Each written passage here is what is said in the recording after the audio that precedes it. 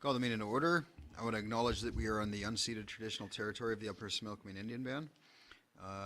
Before we adopt the agenda, I would like to add a item to new business, and that is the Federal Electoral Boundaries Commission changes. I'll talk to it at that point. Motion to adopt the agenda with the addition. Thank you, Councillor McLean. Councillor Willis, all in favor? Carried. Thank you. Adoption of the May 2nd, 2022 regular meeting of council. Thanks you, Councillor Gould. Seconder, Councillor Elliott. Any errors or omissions? All in favor? Carried. Thank you. There's no delegations. That brings us down to 6.1, staff reports. Replacement of 4 public works vehicles damaged in the flood of 2021 CAO. Yes, so the atmospheric river event that happened last November, in total we lost 7 municipal vehicles. So in order to keep our operations running, we've had to lease or rent new vehicles to keep us going. That is very expensive, and so we've been actively looking for replacement vehicles. As it turns out, the market supply is very low, and so we haven't had much success, but we did find 4 vehicles at Metro Ford.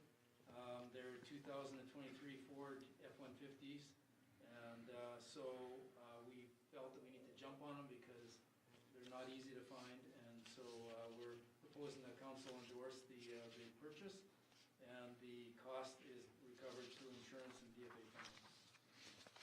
Any questions? Motion. Councillor McLean is making a recommended motion, seconded by Councillor Gould. Any further questions on the motion? All in favor? Carried. Thank you. Maybe, could I just, 200, that seems fairly reasonable, doesn't it, in today's world? Yeah, I mean, they're not the fanciest trucks for sure. They're definitely work trucks. They're not used? No, they're brand new. They're brand new. That, I don't care what they are. Today's world, that's a good price. That's a screaming deal. There's no seats. That's an extra option. Sorry? No seats, but we'll make do. And they're all black. Yeah. Okay. Moving on. 6.2 update of the update to 2021 Ecora report contract award. I guess Jared.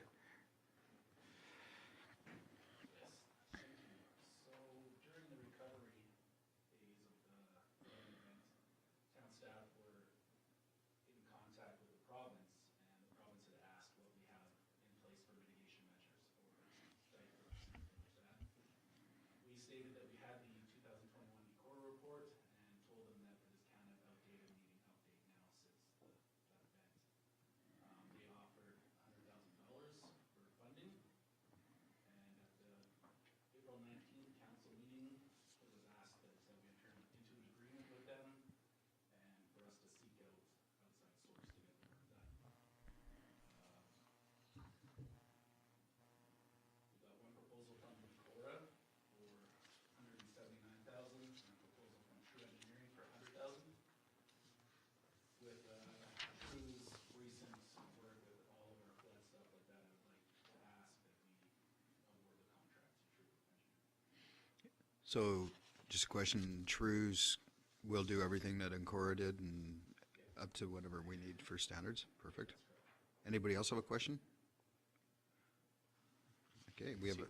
It seems like quite the difference in price. Is there? Are they offering something different? Or? Not really.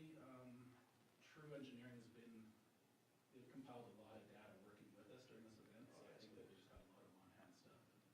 Perfect. Yep. Okay. That motion, Mr. Mayor. Thank you. Councillor Gould is making the recommended motion. Willis seconding. Any questions? Councillor McLean? Just a point, that when we're recording this, it seems like a lot of these items are being paid for out of either insurance or disaster relief. Or I would like that to make sure that this is mentioned when we're spending all this money, that it's not, we're being funded for a lot of it in terms of these grants and stuff that have been activated. Yep. Do you want to talk to that, James?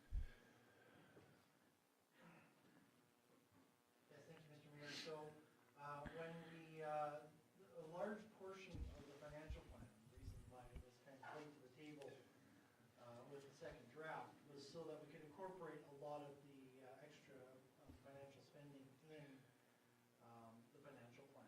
So, toward the, page 12 to, looks like 15 of the financial plan are all sort of the flood-related items that, we're replacing with insurance. And the sources of funds are already defined in the financial plan. So unless they say that they're gonna be taken out of general revenue or unless they're gonna be taken out of reserves, the sources of funds are already listed in the financial plan. So to amend those would require a financial plan amendment. As long as the public understands that. Perfect. Any other questions? I'll call the motion. All in favor? Carried. Thank you. 6.3, Princeton Business Park Subdivision Phase 3, recommendation of award. Jared? Thank you. Yeah, this is for the phase 3 cul-de-sac in the business park.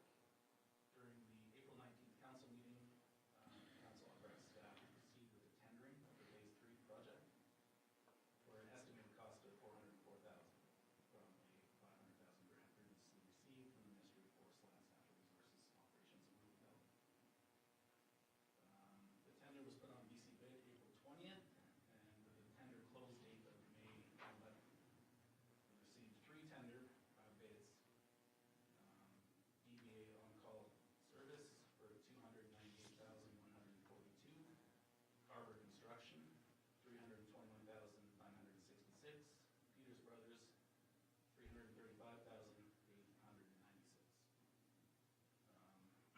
On-call service was the lowest bid. They're a reputable company, and I ask that they be awarded the contract. Any questions? Councillor Gould? That's for the layout and development of it as a subdivision, right? Like doing all the groundwork for it. Yep, services, everything. Be ready to sell. Yes, that's correct. Any other questions? So moved, Mr. Mayor. Okay, Councillor Elliott is making the recommended motion. Seconder? Thank you, Councillor McLean. Any other questions or comments? Conflict of interest? All in favor? Carried. Thank you. Council reports. Councillor McLean, you can go first. I only have the one item. Councillor Willis and I attended the Highland dancing as adjudicators in case they were short. But as it turned out, they had enough people to judge the children, and so we didn't have to offer any judging. Toes stayed in the stands. It was, except for a few glitches in the presentation, once they got that worked out, it was an amazing thing. I mean, you had kids from, looked like 4 and 5 years old all the way up to 13 and 14. Remember that one little boy? He must have been 2.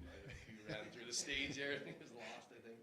It was well done. It was packed. The place was packed, and I think it's one of the many things that now that there's no restrictions and things, everybody's coming out to a lot of different things just because you've been held back for all this time, and so it was really nice to see, and like I say, well attended, and you couldn't not enjoy those little people. That was my report. Thank you. Since you brought up Councillor Willis, we'll jump across the floor to Councillor Willis. That was my report with Randy there. That's all I have to report. Okay, we'll go over to Councillor Gould. With me. I had just attended that last meeting, and then for the Craft Hockeyville announcement, I wasn't able to be here with you all, but I attended at Franny's Coffee and watched the live event with them. It was pretty exciting leading up to it, and then, of course, we know the results from that. But I'm happy to see that the community's rallying behind some fundraising specifically for that, and not giving up hope that we can replace that roof. Okay, thank you. Councillor Elliott. Thank you, Mr. Mayor. I'm going to probably shorten your reports because you were my shadow at most of these things I went to. May the 11th, attended the museum meeting. The 13th, stopped in for the Myrna Coates Appreciation event. On the 14th, attended the Fire Smart event downtown. And earlier today, attended a check presentation at Franny's by the United Church group, and got my arm twisted to stick around for lunch, and I have trouble saying no to homemade egg salad sandwiches. So I enjoyed a little bit of social time there, and I agree with what Councillor McLean said, is sometimes we want to spend a little more time with people now that we can get out and do that. And so it was a nice time for a little bit of fellowship. And that's my report. Thank you. I'm just getting reports that Councillor Gould's mic is cutting in and out. So. Let's see. On the 6th of May, I attended the Southern Interior Municipal Employers Association AGM. So we are moving forward with that. I was re-elected as the second vice president on that board. That's the organization that we do all of our extended benefits and whatnot through for the municipality. It looks like we're going to be bringing Oliver into it, so hopefully we'll have more buying power and whatnot in the future. We're still working on trying to bring more municipalities into the fold. Councillor McLean, you'll remember that as was the OMM LRA at one time. There's not very many of us left anymore, but there's still a few of us in that organization. So let's see. On the 9th of May, I was invited down to Oliver, and we had a discussion about housing and homelessness. It was a really good discussion with, there was a bunch of organizations there, Interior Health, United Way, housing, people that work front lines with homelessness and whatnot, and the Osceola Indian Band had a representative there as well. And it's the first time, I think, since being elected, we actually had a meeting dedicated solely to homelessness that I've been invited to or been part of. It's a growing problem in every municipality in the regional district, and one of the things that we kind of came to a consensus on is that it's almost like a reciprocal issue, because somebody may be displaced here, lose their home, whatever. They'll end up in Karamias, or they'll end up in Penticton. Eventually they'll end up down in Oliver Osuyas, and we kind of see a lot of the same people in our communities. They were telling me about somebody that they were working with in the Oliver area that just came from the Princeton area. So we all agreed that we need a regional approach to how we're going to kind of deal with this, but it also needs to be a made in your own community solution for dealing with the problem right on the ground. So it was refreshing to hear that we're not alone, and there's others that are having the same struggles and trying to figure out the same solutions, and we don't have to invent the wheel all by ourselves. What else did we do here? On Friday, so I went to the museum meeting with George and all that. On Friday, though, I did go to the, there was a Princeton Wildfire Preparedness Workshop with stakeholders. This was a really good workshop. It had the fire departments from most of the valley, from Headley up to Eastgate. Unfortunately, Tulameen couldn't make it, but Eris and Hayes Creek were there. Princeton was there. BC Wildfire was there. Fire Smart from Princeton, Fire Smart from the regional district.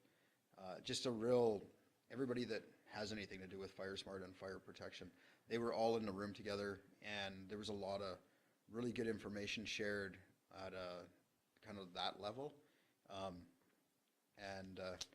So yeah, it was neat because we're usually on the other end of it. We get to hear, you know, you go and clean up your backyard and everything. And this time it was kind of an industry talk, and it was refreshing to see that there's so many people working with the same common goal in our region to make not just our community but our entire part of this valley fire smart, so that we can minimize those losses in the future. And then on Saturday was a busy day. There was the market downtown. There was a fire smart in the square.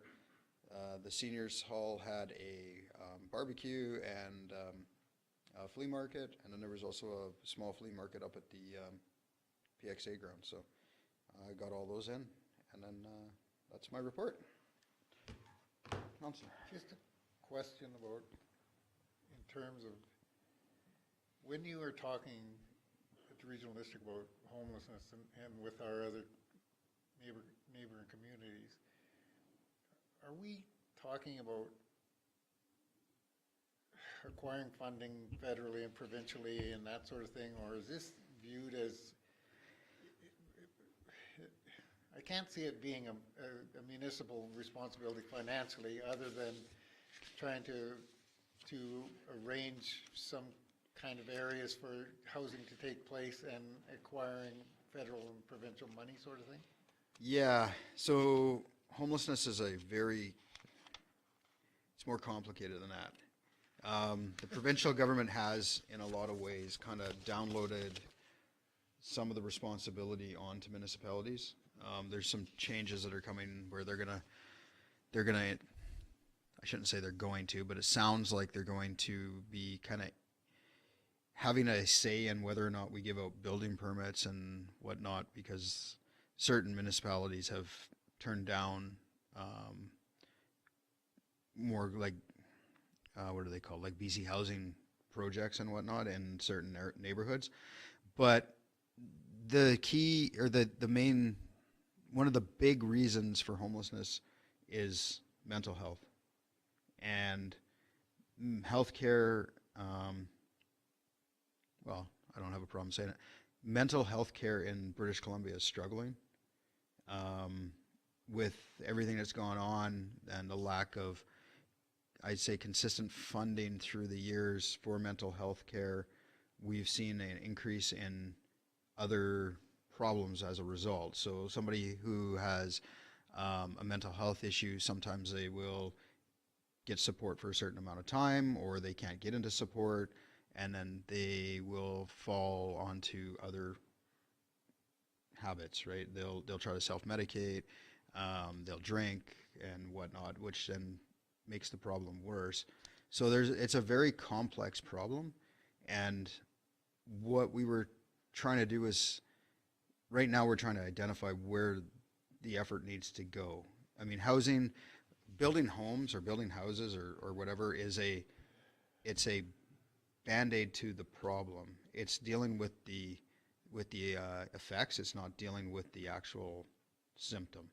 So what we were trying to figure out is what is the symptom that we need to work on, and where do we need to put our efforts if we're going to move forward with this. So that's one of the big ones, right? And when you're in the youth, if you're a youth and you have support growing up, when you become an adult, you're dropped out of that system and you're not automatically transferred over to the adult system. So a lot of people are dropped between, the ages of 18 and 19 and becoming an adult and being let, off on your own, and there's no more support network for you, and there's a big disconnect there. So we had that conversation with Interior Health.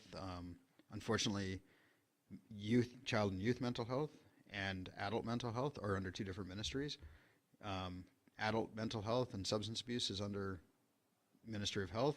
The rest of it is under Child and Youth. So it's a really big problem, and I wouldn't be advocating at this point for the municipality in any way to be trying to manage those programs. I think our role right now is to advocate for changes in the system to get those problems fixed, and work with nonprofits like United Way or church groups and that sort of those sort of groups, because they're the ones that are the front line and are doing the work.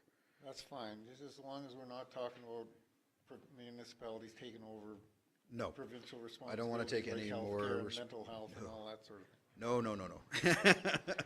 They keep trying to push it on us, but Absolutely. we're pushing back. So, any other questions? Okay, we'll move on to correspondence received and file. 8.1, Township of Spallumcheen, luxury tax on recreational boats. And staff recommendation is to receive and file. Councilor McLean, seconder. Councilor Willis, any questions? All in favor? Carried. Number 9, 9.1, South Okanagan Similkameen Pride Society, request for mayor and council to acknowledge June as Pride Month. A staff recommendation that council acknowledge and recognize June as Pride Month. Thank you, Councilor Gould. Seconder? Second that, Mr. Mayor. Thank you, Councilor Willis. Any questions or comments? All in favor? Carried. Thank you. 9.2, SPARCBC Awareness Day, June 4th, 2022, and Accessibility Week, May 29th to June 4th, 2022. Recommendation that council acknowledge and recognize June 4th, 2022 as Access Awareness Day, and May 29th to June 4th, 2022 as Accessibility Week. So moved, Mr. The Mayor. way it's spelled on there. Thank you, Councilor Elliott. Seconder? Councilor Gould. Any questions? Is there a access group or committee or any kind of agency in the town? Not like there used to be. Go ahead, Councilor. I was actually going to speak to that. This was a project that Ken Carlson spearheaded for several years, and I actually sat on that board with him. And of course, it's since fallen by the wayside when he got sick, and of course, he's no longer with us anymore. But this was a big deal to him, as you can imagine. I don't know if you did it once, but he had members of council go around town in wheelchairs. I really appreciated that. It Yeah. gave you an idea. Gave you a really good idea. Yeah. Try, it looks so easy. Well, try wheeling one of those chairs up some of those places where you're supposed to go. That's right. Yeah. It was a learning experience, right? But to answer your question, that group is no longer, but there was one at one point. Some businesses in town try to strive to become Rick Hansen certified, the Rick Hansen Foundation certified, for accessibility and mobility. That's another option. Then we can put it in town. And then we do still have our building improvement grant applications that businesses can apply for too. Perfect. Any other questions, comments? All in favor? Carried. Thank you. 10, bylaws and resolutions. 10.1, development cost charges DCC bylaw number 1015, 2022. Carry. Oh, sorry. Councilor Willis. It's at 7:53. 7:53. Okay. Carry. So, we've received statutory approval for the development cost charges bylaw, and we are recommending that the bylaw be adopted. Thank you. Questions? Councilor McLean. So moved. Thank you. Moved by Councilor McLean, seconded by Councilor Elliott. Any questions on the motion? All in favor? Carried. Thank you. Yeah. Right on. That's a big deal. Wasn't even gone a minute. 7:54. Councilor Willis would have clapped if he had been here. Okay, that takes us on to number 11, new business, and I do have one. If you haven't seen it yet, the Federal Electoral Boundaries Commission is in full swing right now, and they have made, or they're making a recommendation that the Similkameen Valley be split in two again. That we will not be in the same riding as our neighbors downriver. I had a conversation with the mayor of Karamias today, and neither one of us are overly excited with the idea that after we finally got to be in the same riding again and we can coordinate and work together, that we are being looked at to be split in half again. So what I'd like to ask council tonight is that they authorize us to write a letter to the Federal Federal Electoral Boundaries Commission, voicing our objection that the Similkameen Valley be split in two, and that no matter which direction they want to send us, as long as the valley is united as under one riding, that they do their best to make it happen. We're not talking a lot of people, so. Question? Yeah. So where did they shift Princeton, with Hope and Merritt again, or? Yeah, we'll be with Hope and a new riding called Coquihalla. And Karamias will be in a riding that goes up. So it'll be Osuyas. It's really big, actually. It goes all the way over to like Montrose, up to New Denver, Nakusp, and over to Penticton. Oh my. It's a massive riding that sees like the Slocan Valley, all of it in their riding. And then we're in with West Kelowna, Peachland, Summerland, rural Penticton, boundaries right at Karamias, and then Princeton, Hope, up the Coquihalla Highway, stop short of Lytton, but over to Merritt and stuff. Wow. Councilor McLean? Yes, I would move that we send a letter, whatever, but that you attend the, we've gone through this before, and it was a political thing. It was just all on political. Everything we do is down the valley. I'm sorry, but we don't have a lot to do with Hope. We don't have a lot to do with Merritt. Everything, they put us in the same school district as Merritt, but other than that, we're a valley. Yep. I don't know So- what else you can do to. So Councilor McLean has made a motion that we write the letter and that we, that the mayor attends the hearing, whichever one's closest to us. Yeah, and I second that motion.